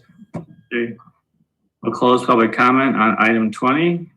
Council, a further discussion, otherwise I entertain a motion on the first being resolution approving the reciprocal service agreement between Mary Greeley Medical Center and the city of Ames. So moved. Rachel? Second. I'm sorry, who seconded? That was me. Huber? Roll call, please. Garten, Aye. Junk, Aye. Corey. Aye. Martin. Aye. Edie Hansen, Aye. Betcher. Aye. And second one is entertain a motion on resolution approving the letter of agreement between the city of Ames and IAFF Local 625. So moved. Rachel? Second. Gloria, seconded. Roll call. Junk, Aye. Corey. Aye. Martin. Aye. Edie Hansen, Aye. Betcher. Aye. Garten. Aye. Thank you. Thank you, Rich. Thank you, Steve. All right, moving on to number 21, solar farm electrical permit. Rich will do this one too, I believe. Oh, Sarah's here. Okay. Okay. She's hiding. So just to give you a little background, with the city's community solar project that we have going on, as the contractor started working on erecting the solar panels, they pulled their electrical permit. And when they pulled their electrical permit, they were a little taken back by the total permit fee. Out there at that site, they have 5,902 panels, which is quite a few. And what we do is we charge an other fee for all solar panels that we've done throughout the community. We've done quite a few solar projects throughout the city over the years. However, none of this size. This is a rather large, over 500 kV solar farm. It's massive. If you had a chance, I'm sure you're all aware of the program. You guys have been a part of that. But with the other fee that we've been using for solar panels, it worked well for small residential and even some small commercial programs that we've had. However, for this such large project, it just created a fee that was over $35,000. And as we talked with the contractor who pulled the permit, they hadn't seen pricing like that around the community. They've done quite a few projects around the state. So they asked us to reevaluate, to look at that cost. And so that's something we hadn't done in a long time. Sarah, you want to talk a little bit about our fees and how we made the adjustment? Yeah, so we checked in with several different communities in the Des Moines metro area, and really nobody has seen a project of this scope. And so nobody has anything to compare it to. The way that fees were created were kind of across the board. Some were valuation based, some were based on number of fixtures, but nobody really had anything to compare to the scope of this project. So the fees for the electrical permit currently are there's a base fee of $53.55, and then additional fees for each fixture. So air conditioner, dishwashers, outlets, all the openings under those have a specific fee tied to them. So as the chief was saying in the past, for solar applications that we've done so far, they're residential primarily, and so the fees remain pretty insignificant. The largest one that we had was on the McFarland Clinic building out on Lincoln Way, out by Hy-Vee. They put solar panels on the roof out there, and it, I think, was about $5,500, $6,000 for the permit fee. So even that at that time was pretty significant. So I think it is probably time that we find another way to assess fees to these if they're going to be more frequent in nature. We don't really want to change the code drastically for a project of this scope when it's highly unlikely we'll see one like this again. So we think we've come up with a fee structure now where we would assess a per module fee. I think that's what's in your staff report. The language kind of interchangeable. There's the difference between how the contractors speak about it in the field and what the code says. So we're calling them modules. That's what it's called in the code, but to the layperson, it's a panel. So there's 5,902 panels. Now we're asking to have assessed the circuit fee to them at $2.15.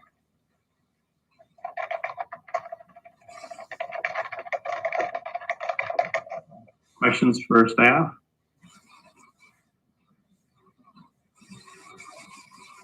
Sarah, just not that we would set our rates based on what the contractor wants to pay, but do they have any kind of input in terms of this seems to be in alignment with what's going on around the country, not just here in central Iowa?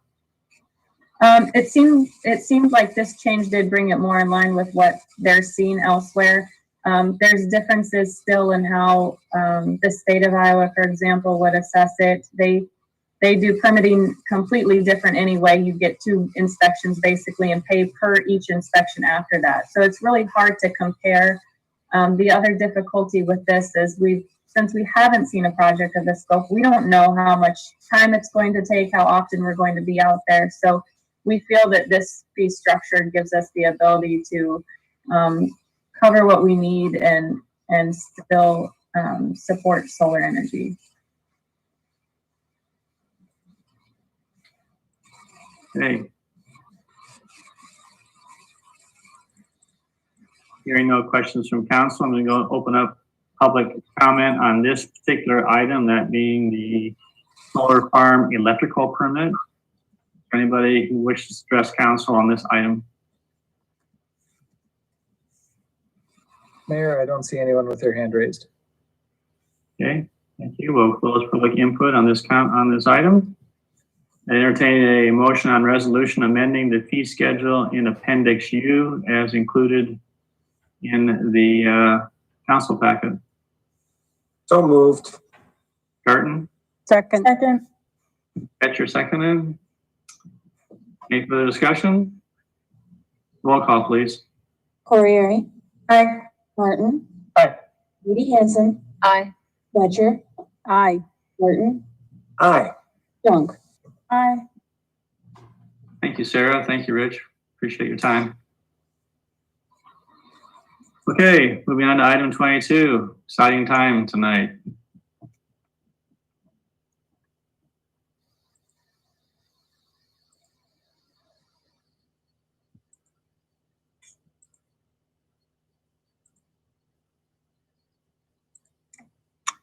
All right, Keith's here. Oh, Yeah. Yeah, well, just waiting to be brought on stage. Oh, sorry.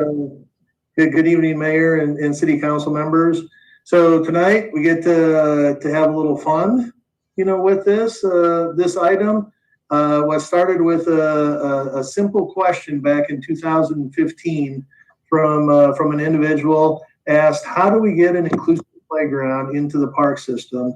And now we are here 5 years later, in 2020, with tonight the Ames Foundation transferring a $2.3 million project over to the city of Ames, and there have been a lot of people, a lot of hands involved with this, and just want to say thanks to the Ames Foundation. I don't know if everybody's had an opportunity to go out and view it. I know some of you have. Some of you have seen pictures of it, but it's just a great amenity that's going to be great for people of all ages, all abilities, for the Ames residents. And again, as was stated in the council action form, that the city put in $62,500 for design, and the rest of the money was fundraised. And one of the things, we had somebody look at it this past week who has seen other parks throughout the state of Iowa, and his comment, he thinks that this is the crown jewel of all of the inclusive playgrounds within the state. And I look back to Jim Mason and I don't know if Amber if you were at that meeting, Jim Mason sat there and looked at the designer and said, we want this to be the coolest thing ever. And we want something unique to Ames, and Snyder Associates did a great job with designing it. So I know I'm talking a lot about the project and thanking a lot of people that have been involved and can't go through all of the names.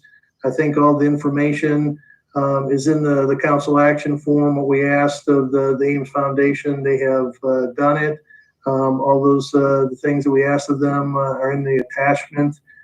We've gone through, the staff has gone through the park, and we think it's everything's done to what we asked of them. And right now, I don't know if Lynn Carey is here also, if you have any questions specific to the Ames Foundation, but thanks to everybody that's been involved with this over the years, and thanks to the Ames Foundation. And I know we've been getting a lot of calls from residents, just when is the fence coming down and when can we start playing on it? So hopefully we'll get the fence down this week, and it will be open for business. And then obviously we have the ribbon cutting next Thursday, the 19th at 4 p.m. out at the park. So I would entertain any questions if anybody has any.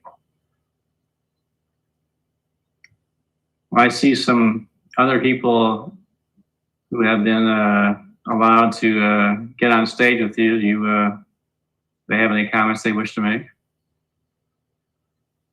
I see John, HPC, Lynn Carey, I think it's probably Sheila Lunt.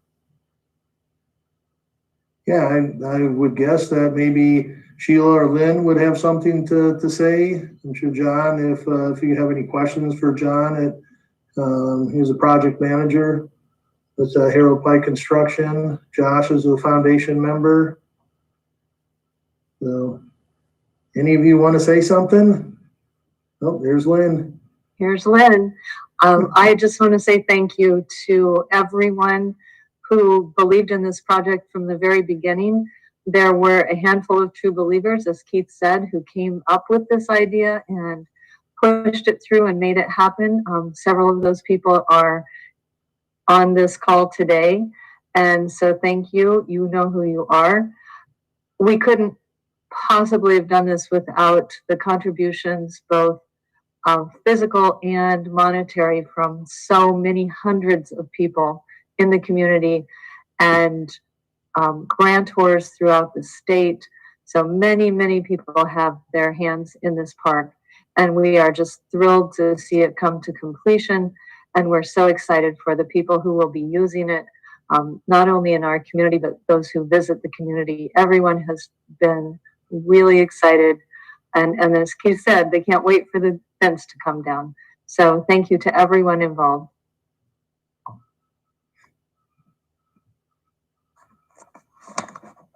Well, I think it's just interesting to note in the council action form, the income, there was 8 major competitive grants of over $700,000. More than 70 businesses, organizations, and foundations contributed $750,000.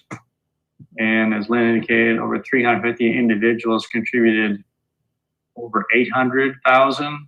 And apparently a number of the contractors did in-kind donations and cost reductions totaling more than $100,000. So it's quite a broad cross-section of funding that it's just amazing. See $2.36 million invested in there. And I think some of us have had a sneak peek. It is an amazing facility. And I think it's going to be extremely well used without a doubt by many people. So thank you, Lynn and Sheila and everyone else that's involved, Josh, for your leadership, and shows a great public-private partnership, and just how you really helped make this happen. And HPC appears to be a very good job out there as well too, and so it's really cool. All right, I'm going to open up public comments since we have a resolution accepting the transfer of the field to the City of Ames. Brian, is there anybody that wants to address council on this topic this evening? Mayor, I don't see anyone with their hand raised. All right. All right, council, I'd entertain a motion adopting a resolution accepting the transfer of Miracle League Field and Inclusive Playground from Ames Foundation to the city of Ames. Move alternative one. Amber, Second. Rachel. All right, roll call, please. Martin, Aye. Judy Hansen, Aye. Fletcher, Aye. Martin, Aye. Junk, Aye. Corey. Aye. Job well done, everybody. Thank you so much. Appreciate it. John, just one word if I could. We should also acknowledge one of our own, Amber did yeoman's work, and love to see city council people making a difference in different aspects. So thanks, Amber, for your leadership and service in this area. Thank you. Absolutely. All right. Thank you very much. Moving on to item 23. Second passage of ordinance on proposed text amendments regarding the new floodplain maps, updated definitions, and amended terminology used in Chapter 9 of the Ames Municipal Code. Move on second. Second. And Gloria, roll call, please. Judy Hansen, Aye. Fletcher, Aye. Martin, Aye. Junk, Aye. Corey. Aye. Martin. Aye. Thank you. Item 24, second passage of ordinance repealing a variety of urban revitalization areas effective both 12/31/2020 and January 2nd, 2021. I'm not going to read all of them, but they are published in the agenda. Entertain a motion. Move on second. Gloria, Second. Amber, seconded. Roll call. Fletcher, Aye. Martin, Aye. Junk, Aye. Corey. Aye. Martin, Aye. Judy Hansen. Aye. Okay, thank you. Moving on to disposition and communications to council. There are a number of items this evening. And let me get the list in order.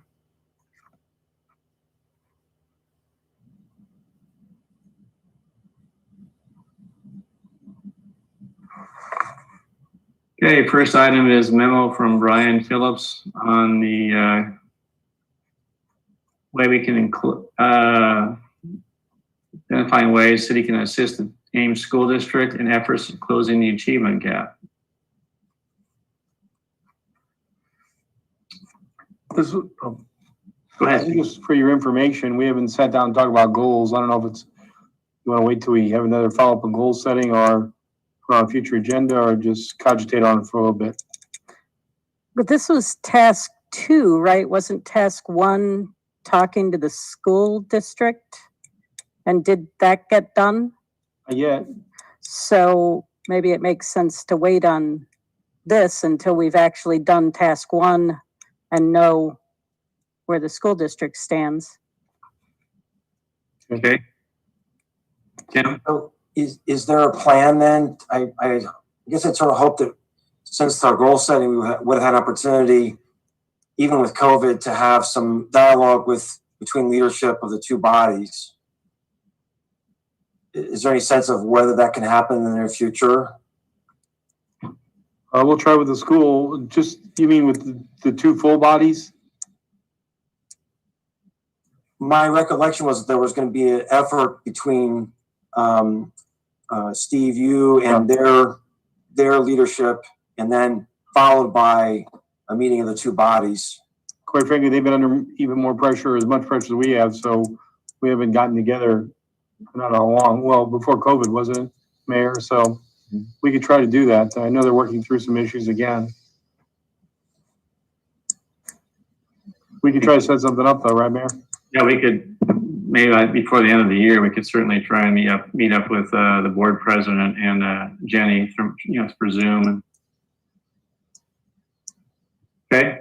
My concern is that kids who are struggling under normal situations, what I'm reading in the news is that they're falling further behind. So I feel like there's a lot of weight in us on our shoulders to try to see what we can do to be of help, if anything. Okay. All right, we will initiate with them and see get something set up then. All right, number 2, letter from Jerry Nelson regarding changes in residential parking requirements in downtown area. I think you should refer that to staff for a memo. I would move we refer it to staff for a memo. Second. Any further discussion? Those in favor say aye. Aye. Any opposed? Motion carried. Item 3. Wow, an amazing staff report, summary, and follow-up of the August 10th, 2020 high wind event. You know, it reads like an adventure novel, and it's kind of scary when I read it again. Brian did an excellent job of writing it. He has a second profession here, perhaps, and all the staff members help contribute. But it gives you kind of the behind the scenes of all the trials and tribulations we've faced. I know people were sitting patiently or impatiently about turning on the lights. We're wondering why it didn't get turned on right away, our electricity on right away. And that's a good story that hopefully people will be able to read and understand the complexity of the issue, how it was compounded, and what a good job our city staff did in responding to this emergency. So I don't know if you want anything more. I know you asked for a summary of it, and that is a summary of it, but it was quite harrowing experience for all of us for 9 days out of our lives. Steve, given the magnitude of this, would it make sense to have an opportunity for us as a council to just have a little bit of debriefing about the lessons learned, and are there things that we need to be doing prospectively as a result of this? Well, I think you'll see a few of those at our CIP projects, both in the water department and the electric department. So we're trying to make improvements on some of the mechanical issues. Steve, what's being done to distribute this? I mean, you said you hope people see, but unless they're reading our council packet, how are they going to see this tremendous story? And it does read really well. It's a amazing feat. I got to give kudos to all of the staff who work through these challenges, and to Brian for writing it up. Yeah, Brian did a good job. I think we'll have to take your lead on how we distribute reports out to the community and try to get it out through all the different avenues you talked about, including hard copies at the library and print media and electronic media for people to read it. So it will get distributed though? Yes. Good. I didn't know if you wanted to put on an agenda and talk about it, but it doesn't need to be. We can distribute it anyway.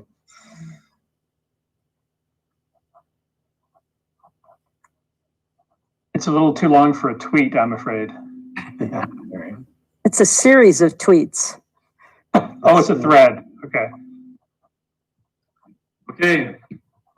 Well, Brian, well done. Excellent report. And it's amazing to hear. And if anyone wonders what did transpire, I know there's sometimes where council, we got some emails from people during the height of the power outages that they asked they're going to do a debrief, and they certainly did. So, yes. Okay, number 4, email from Steve Young regarding 2 reserved parking spots on Lincoln Way for delivery and mobile store pickup for Freddy's Frozen Custard. Yeah, I'd like you to refer that to staff for a memo too, please. So moved. David? Second. Gloria? Those in favor say aye. Aye. Any opposed? Carried.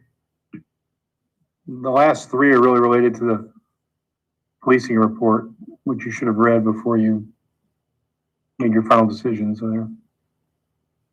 Okay. Any comment on those? Otherwise, take one under advisement. Yep. Okay. And I'll try to be in touch with Ahmed tomorrow to explain what happened. And actually, the council is talking about setting up that pathway, the dialogue, and we'll see how we can get it going quick, sooner than later, if possible. Okay. All right, on to council comments. Let's start with Tim tonight. Yes. Well, since our last meeting, we had a little election, and I from my perspective, I wanted to commend Auditor Lucy Martin. We had a tremendous volume of voting, and so we have a situation where our county auditor is responsible for all of the elections here, but primarily we're the ones in Ames that are served by her. And so I don't know if the council would have an interest in asking John, or maybe John, you don't even need direction, but just a note of thanks. There was a tremendous amount of work that went into making that election run smoothly. And I just hope we appreciate the hard work and all the volunteers that made that happen. I think that'd be a nice token of appreciation. Okay. Secondly, tomorrow is Veterans Day, and I wanted to just point out for people who are watching, because of COVID, the Ames Patriotic Council is having a program tomorrow at 11 o'clock, but it's going to be virtual.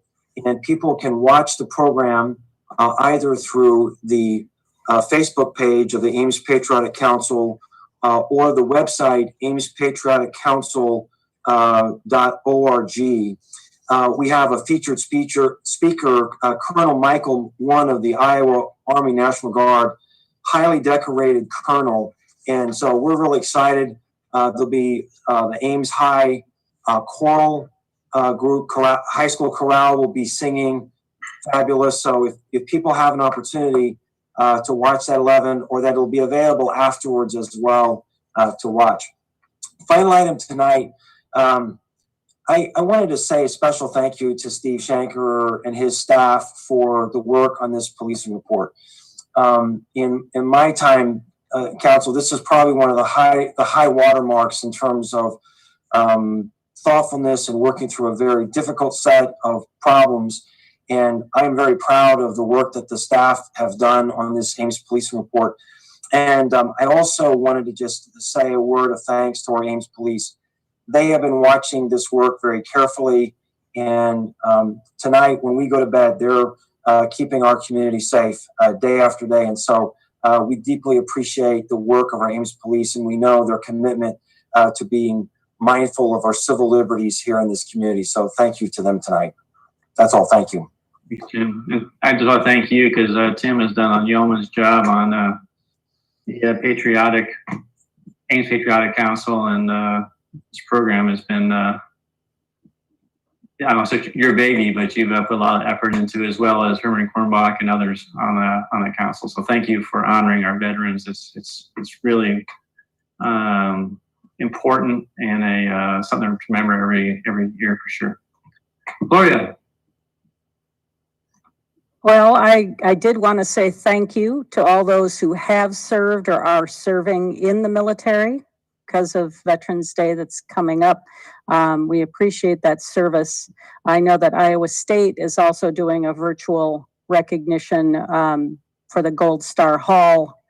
And so it's worth checking out the Iowa State website to see what sort of video they have done. I've heard it, I haven't seen it yet.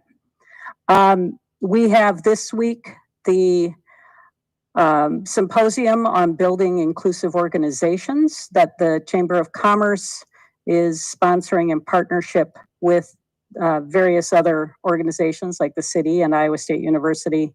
I think the NAACP maybe had a hand in it as well. And that will be this Thursday and Friday. I know some of us will be involved, and I think a bunch of people in the community will be showing up for that as well. It's always a good symposium. And then next week, we have the National League of Cities City Summit, virtual City Summit, that will give us an opportunity to touch base with some of our colleagues around the country. And I'm hoping some of you on council will be able to attend our University Communities Council meeting. I will send you information on that. Steve and I are going to be getting the final reports from the Community and Regional Planning class that's doing our cataloging of underrepresented communities in Ames. And we will be seeing that, I think, on The 23rd, is it? It's that week. I guess it's the Monday before our next council meeting. So that should be interesting, and we hope that we'll have good things to report back. That's all I've got. Thank you. Rylan. Nothing for me tonight. Thank you. David? Hi, we were talking about goal setting earlier, and it occurred to me that I think we got a schedule of meetings and workshops for next year, but we haven't talked about goal setting dates. It's always a little bit of a challenge to make that work. So I just wonder if, I don't know, Mayor, could you please try to set that process in motion so that we start working that out? Not tonight, I just mean let's do it sooner rather than later. That's my only thought. Well, except that I'll thank my fellow council members for their appropriate thanks of others. Rachel? Nothing tonight, thanks. Amber? Nothing for me. All right. Well, just to, once again, as Tim talked about, Veterans Day, important celebration and commemoration. And then hopefully the weather will be good next Thursday at 4 o'clock in the afternoon for a ribbon cutting at Miracle Park. And I just can't overstate how absolutely cool that place is. I think that on the basis of what Keith said, that was Jim, oh gosh. Anyway, Country Landscapes. Why is it? Pardon? Mason. Thank you, Mr. Mason. Say it was on it cool. They've accomplished in spades. So just exciting time. So the last question, Steve, are we on for next Tuesday night for a workshop, or has that not been determined as of yet for Ames 2040 plan? We'll let you know this week. I don't believe we will be, okay. But we'll give you a definitive answer by the end of the week. Very good. All right. Very good. Thank you, council. I'd entertain a motion to adjourn. Move to adjourn. All right, moved by Corey. We are adjourned. Good night, everybody. Good night.